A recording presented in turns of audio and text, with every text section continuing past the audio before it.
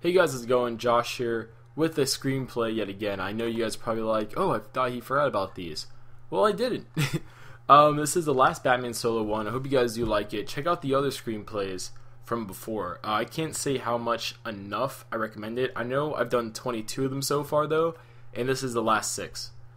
So it was like the last stretch of them. So definitely go back and check out the old ones, considering the last one was like 5 months ago. So I doubt all of you guys listening to this remember them, and also at the same time, I do know we've gotten a few new subscribers since the last time. So if you guys are new to this, basically, I made my own DC Cinematic Universe. I started this like a year and a half ago, and I'm wrapping it up now. Especially once the actual DC one starts kicking off, because I want to see what they do with it. Obviously, since I did send my screenplays and everything to Warner Brothers and DC, and they did email me back. They liked them. So I'll tell you guys that story later. But without further ado, let's get right into it. So we open up 2 weeks before Christmas with Alfred on the phone with Bruce. Alfred tells Bruce he will be out for the night tending to personal matters while Bruce gets some needed rest.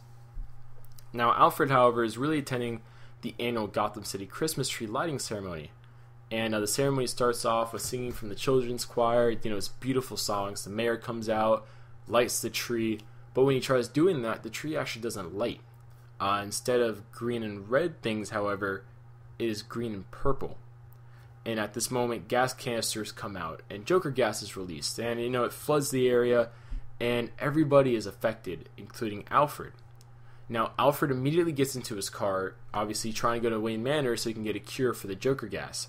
But before he can drive off, a large figure gets in front of the car, grabs the car, and throws it into a building wall. And from these injuries and crash, Alfred dies, with a large Joker smile on his face. Now, Bruce is alerted to this crash. Obviously, this is a Wayne vehicle, and as such, he has outfitted it with certain things, such as to alert him when Alfred's car crashes, because obviously that's a serious thing. So, just 30 minutes after the events that happen, Bruce is able to go to the crime scene, and with Gordon's permission, is able to find out what happened, which is that 40 children died, 23 adults died, and a man, Alfred Pennyworth, has crashed into a building nearby after his exposure to Joker gas, which is believed to have messed with his mind to the point where he was not fit to drive a vehicle. So Bruce is kind of frozen at this moment, deep in thought, filled with many emotions, and he tells Commissioner Gordon thank you for allowing him to know about this before leaving. Now at the Batcave, Bruce, now Batman, tells the Batcomputer to search for any and all Joker-related activity from the past few months, as the Joker has kept a low profile. But at this point, Bruce has had enough, and he's going to find the Joker. After about a 10-minute search, the computer is able to find out that a known Joker's gang hideout is at the Gotham train yards, and most likely Bruce determines they'll probably meet tonight to discuss, Joker's latest plan. Unless the Joker's gang themselves actually did it, which obviously, hopefully for their sake, they did not do it. Now, Bruce gets the coordinates in his GPS system before suiting up and leaving, and embracing the shadows, he waits an unknown amount of time before the group of Jokers actually arrive at the hangout, where they talk about the recent Joker attack. Now, Batman appears like a demon from hell, taking all of them down, leaving a few broken bones, obviously, in a Batman-like fashion, striking fear into all of them, with a very, unique ferocity that he usually keeps in check. And finding out which one's the gang leader, he takes the leader to the rooftop before interrogating him. Now, this is not your normal Batman interrogation. Batman interrogates him to the point where this guy pees himself. And finds out that the Joker is rumored to be at his old hangout at an abandoned amusement park. More specifically, the Funhouse. So, Batman doesn't take out the gang leader, but he puts him to the side, ropes him up, calls the police before heading to the amusement park. So the Joker is on his chair, just kind of chilling out, talking to his lieutenants, while the lieutenants actually explain the situation to the Joker. Because the Joker is kind of like, I did that? Really? Because the Joker doesn't remember doing this crime that everybody, like the news, police, all that stuff, are pinpointing to him. So Batman gets there, tears his way through Joker members to get to the actual Joker. And from this point, the Joker just kind of laughs, just seeing this big joke unraveling in front of him. But, Batman takes the Joker and starts interrogating him. So, the Joker doesn't say anything, really. He just kind of keeps laughing, and, he just says this random, babble stuff as the Joker does, which obviously pisses off the Batman. So the Batman, beats the Joker a bit before leaving him at the Ferris wheel. Now, before Batman leaves, however, the Joker does say that Batman's a real fool in this scenario, as he's missing the whole joke right in front of him. This kind of sets Batman off a bit, because obviously Alfred was killed during this, so he's very sensitive about this emotionally. And, he kind of knocks out the Joker before bringing the Joker personally to Gordon. At this point, he leaves before thinking about what the Joker said. Because, the Joker's trial ends up being one of the fastest Gotham ever has. He gets the death penalty unanimously from the jury, and it's scheduled to happen on Christmas. So Bruce feels, very much at peace about this, but after receiving Alfred's car back to him, he looks at the damage, noticing hand impressions that must have been overlooked by the police department when they were looking at it. This obviously sets Bruce off detective-wise, because there's no reason to have imprints on the car unless someone with super strength were to grab the car, which, if that's the case, then this may have been more than meets the eye kind of thing. So Bruce looks at the black box of the car that he put in there, and also he looks at security cameras from the car that he has, and is able to find out that a large figure got in front of the car before Alfred crashed. And immediately after the large figure appeared, that is when the actual crash occurred. So Bruce, thinking about what the Joker said again, begins to think that maybe the Joker was actually framed. So he heads to the Gotham City Police Department building to talk to Gordon about this new theory he has. And, Gordon tells him, the jury's already said what they said. The judge, the court case has already happened. And to really keep the Joker from getting the death penalty, he would have to have some damn good evidence to give District Attorney Harvey Dent. Because without it, there's nothing to, by letting the Joker go. Because many people want the Joker dead already. So, for many people, this is a godsend. So, for Batman to come out with evidence, proving the Joker's innocence, it'd have to be squeaky clean evidence. 100% undeniable. So, Batman leaves saying that he won't let anyone, even the Joker, die for a crime they didn't commit before disappearing. Batman then, also breaks into the police confiscated Joker, Batman breaks into the crime scene, stuff where they take stuff from crime scenes. And he takes the Joker gas cans from the crime scene to bring back to the Batcave to analyze. And from there he is able to run material tests, finding out that there's a few things off than the usual Joker crime scene. First and foremost, the gas is a new composition, which is similar to the Joker gas, but a lot stronger than the Joker gas usually is. Which is odd, because the Joker, since he's made his Joker gas, has never made a new variation.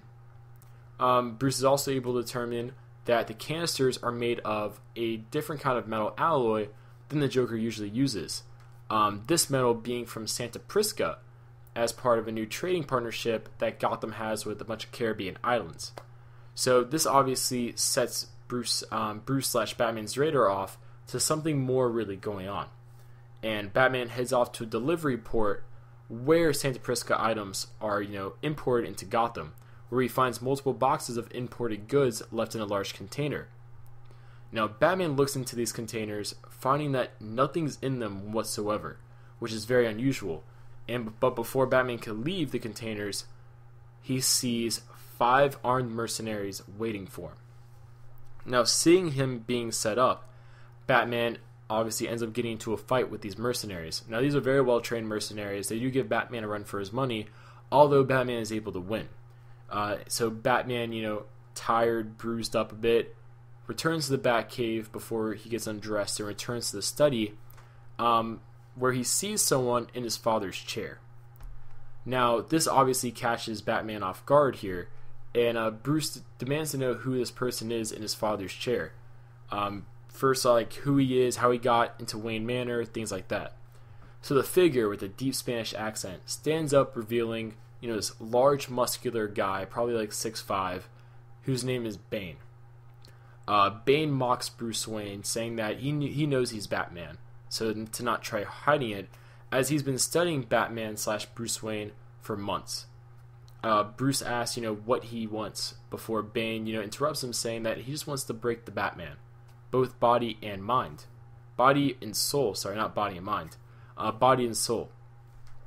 Bane congratulates Bruce on his investigation into the framing of the Joker, claiming it's not his best work, but at the same time, the Joker is a very hard individual to replicate. Bruce connects the dots at this moment, asking Bane if he killed an elderly man at that crime scene. At this moment, Bane looks into Bruce's eyes. He goes up to Bruce's face, like inches away from Bruce's face, looking him dead in the eyes, smiling, saying he killed Alfred personally, even using Alfred's name when he says it. Not just I killed an elderly man, he says I killed Alfred personally. So unable to contain his rage at this point, Bruce leaps to attack Bane, but it fails. Bane dodges and counters Bruce's attacks, pointing out that Bruce is bruised, tired, and hurt at this point, making him, a less worthy opponent for Bane.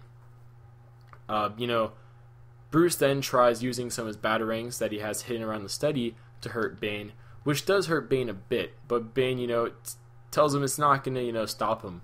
And although Bruce is an honorable opponent, fighting until the end, he's, it's mistaken. Admirable but mistaken, if you get the reference I'm making. So Bane then activates something on his gauntlet, which, if you know anything about Bane, is the Venom Serum, which causes a reaction to happen with Bane's physique that makes him a bit taller, but definitely a lot more muscular. And in this state, everything Bruce does has no effect. The punches, the kicks, no effect on Bane. So Bane's able to grab Batman, and he beats him around a bit. A few broken bones, broken ribs, before grabbing him and infamously breaking his back. Now, at that moment, Bane returns to his normal, physical state, saying that, Bruce is nothing at this point, and he's a failure. Bruce is a broken man. Emotionally he's a broken man, and now physically he's a broken man too. And that he did Gotham a favor. Joker was a mass murderer, he deserved to die, and Batman was too weak, and the only thing getting in the way of, the Joker's death. So Bane leaves the study before Bruce passes out from, the pain he's in, which, Bruce wakes up the next day with Dick Grayson having put him, safely into a bed. Obviously, he's stitched up, in a bunch of casts and stuff like that. So Dick asks what happened, and Bruce kind of catches, Dick Grayson up on, basically last night.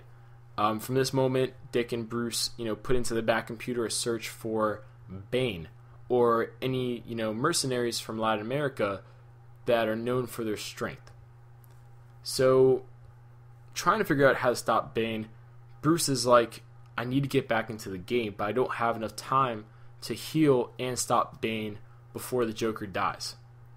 Although Dick is uncertain of really saving the Joker, he does go along with Bruce out of respect for his mentor.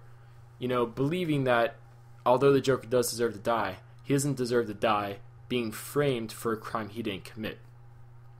So, Bruce, they're talking about how, they can defeat Bane without Bruce, but Bruce mentions that for years Wayne Tech has been developing a top secret formula called the Lazarus Formula. Now, with the Lazarus Formula, theoretically, it would be able to heal all of the broken bones and stuff like that in Bruce's body within hours instead of, months. So, Dick reads up on the Lazarus file, from Bruce's access points, and is able to determine that while they can't get the compound, there's no way for sure, to say that they can do it without alerting Bane to Bruce's plan. Because obviously Bane's probably monitoring everything Bruce does from here on out to make sure he's, done for good and doesn't come back to, get in the way, so to speak. But Bruce has a very simple answer to this problem. Nightwing will sneak in tomorrow night during the Wayne Tech Christmas party. Nightwing will sneak into the building. Sorry, I was having a brain fart there. He'll sneak into the building and take the formula before anyone's the wiser, using Bruce Wayne's security codes. So, they further develop this heist plot, and they execute it the following night to a complete success. They're able to get it. Dick has the Lazarus serum, brings it back, and is able to inject it into Bruce's, back basically. And over that night, Bruce is able to heal, and by the following morning, he's good to go all over again. The only side effect being his brain chemistry being a bit off, but that's not deemed too important. So they proceed to develop a plan on how to defeat Bane before the Joker's execution. So, they start developing this plan, and by the time they finish it with preparation and all that stuff ready to go, it is Christmas Eve. So, Batman heads off into the night and turns on the bat signal, which surprises Commissioner Gordon, who hasn't, the bat signal hasn't been on for, days at this point, which obviously is very unusual, and Commissioner Gordon comes onto the roof to talk to Batman. Batman tells Gordon, he has the evidence, and, he hands him a file to give to District Attorney Harvey Dent. Gordon's like, for something so last minute, this better be the apex of, files, basically. Like, this better be 100% clear on exactly how the Joker was framed, with all the evidence, all that stuff. So, Commissioner Gordon takes the file and leaves to give it off to Harvey Dent. It's on a USB drive, by the way, also. So, Batman at this point, he's relieved. He's kind of feeling good about himself. He's like, I've stopped Bane. Now I just have to actually take down Bane. And while thinking that to himself, Bane actually appears on the Gotham City Police Department building, having noticed the bat signal was lit. So, at this point, Bane's kind of confused, asking Batman how he's able to stand, because he was sure he broke his back, having felt his bones break, in his hands. Batman tells him it doesn't matter, but that he's going to take Bane down, to which Bane laughs, claiming that nobody cares about a mercenary they don't know killing people, when they can just blame it on an already notorious, hated mass murderer like the Joker. Batman, kind of does a rebuttal, though, to this, saying that the legal system will do what's right. Justice will prevail, before he throws a batarang at Bane. Now, Bane catches the batarang before throwing it back at Batman, who shoots a grapple onto a nearby building. From this position, Batman's able to not only get behind Bane, but above Bane, and uses the shadows to his advantage. Now, Bane jumps off the ledge to glide kick Bane, but during this time, Bane activated his Venom, becoming much larger and muscular like he did before at Wayne Manor. And in this new form, he's able to catch Batman in midair, slamming him into the ground, cracking the Gotham City Police Department roof below. From here, he then picks up Batman and, ripping his cape off so he can't glide anymore, throws him off the roof into a nearby building with a lot of force, to the point where he actually cracks into the building pretty much. So even with the bat suit on, as armored up and protective as it is, this does knock Batman out, with him falling down below. And, Bane, feeling good about himself, like he just killed the Batman pretty much, is surprised when he sees Nightwing appear, having Batman in his arms, because Nightwing caught Batman before he could fall. So, Nightwing is able to help Batman, take down Bane, as Batman's able to regain consciousness, before Batman presses a button on his own gauntlet, which causes something on Bane's arm to blink. Now, it's revealed from here that when Bane caught Batman, it was because Batman let him catch him. It wasn't because Bane was smart, it wasn't because Bane was fast. Batman wanted Bane to catch him, because that was the only way Batman would be able to get close enough to Bane to put a microbomb on him.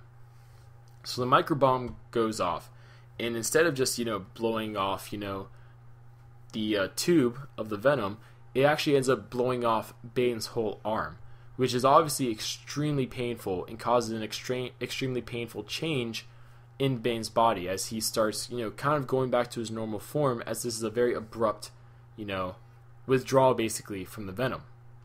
And from here, Batman and Nightwing are able to easily subdue him, as Bane is kind of handicapped without his right arm.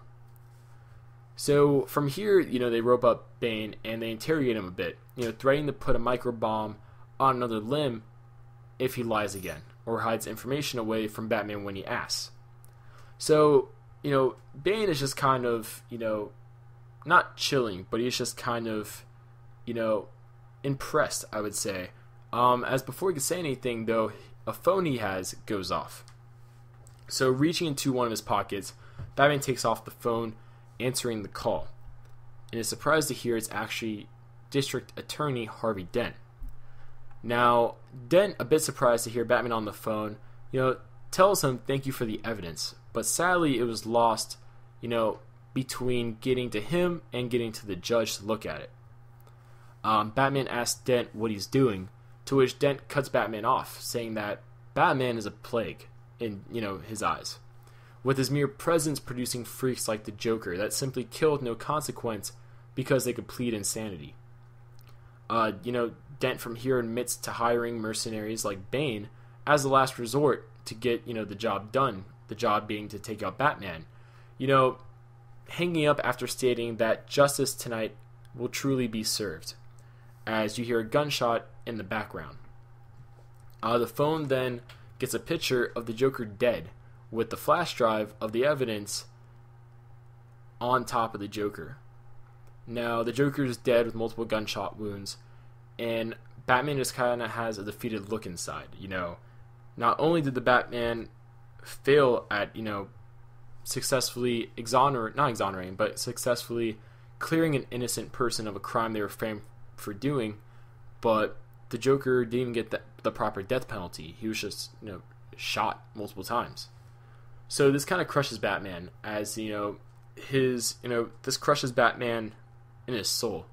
So Bane actually does point out that, Batman has truly lost. Gotham will be corrupt no matter how hard Batman tries. Nightwing says maybe they can catch Dent by tracking the cell phone location, but Bane, using the last of the venom in his system, breaks free of the rope he was in, takes the phone and crushes it. Before, Gordon and the other police, department members actually finally get onto the roof, all armed and ready to go, pointing at Bane. So they're able to arrest Bane, as Bane is, exhausted from the rest of the venom getting out of his system. And, Batman he's just kind of defeated. I mean, no matter how many criminals he defeats, the district attorney is corrupt. So, kind of at this moment, also, his back starts hurting again. Hinting at hinting that the Lazarus serum wasn't actually ready to go after all, and it's wearing off. So, Nightwing and Batman, they go back to Wayne Manor, with Dick the next day at sundown heading for Bloodhaven, leaving Bruce alone to just think in his study. So, across from Bruce is the Batsuit, hanged up, and Batman's just looking at it, or Bruce is just looking at it, debating still being Batman, as, the Lazarus serum did go away, and he's, back to where he was before, physically broken, and he's emotionally exhausted, and just, his soul's kind of crushed with the revelation that Gotham's law is corrupt to the core. So, like I said before, he's just debating on, the necessariness of Batman, and not really the necessary, nature of Batman, but he's debating if Batman's actually done any good, because of, just everything that's happened since he's been Batman. Just for every step forward he takes, it seems like there's 2 steps back. So he looks at the suit in front of him while a breeze from outside comes in, and in his wheelchair he goes to the window to shut it, before noticing a bat flying to the study, landing on the Batsuit. Now, this bat reminds him of the bat that inspired him to become Batman. When he was in the study before, which, you can look at my first Batman screenplay to really find out. But kind of looking at him in his soul in a way, and really reminding him of that burning desire he had when he first became Batman. Bruce leaves the door open. I almost said Batman leaves the door. Bruce leaves the door open before heading out into a study, while activating on the Bat computer Project Beyond. So, yeah, that's it, guys. Hope you guys enjoyed it. Hope you guys enjoyed my interpretation of Bane. Also, hope you guys enjoyed the twist at the end. I kind of killed Alfred. Don't know how I feel about that. But, yeah, so comment below your guys' thoughts on it. The next one will be coming out tomorrow. It will be Shazam. So I hope you guys like it. And without further ado, this is Josh, and I'll see you guys later.